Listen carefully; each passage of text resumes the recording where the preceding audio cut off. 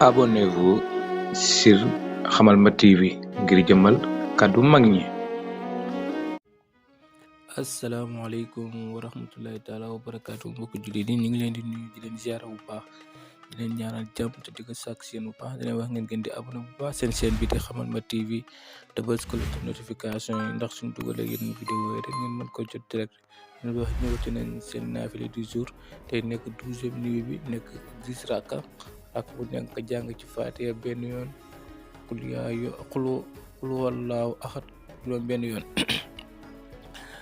naafila 12e nuit bi mi ngi nekk 10 raka bu nekk nga jàng ci Faatiha benn yoon xul wallaahu ahad juróom benn yoon di wax yàlla nangu ñu suñu jaamu yàlla nangu ñu lépp lañ ko jaamu rek jaay nabi Mustafa sallallahu alayhi wa sallam leen wax ngeen gën di abonné bu baax seen seen bi di Hamalma TV tey bës ko notification yi ndax suñ dugalee yeneen vidéo yi rek ngeen mën di ko jot direct jërë ngeen jëf.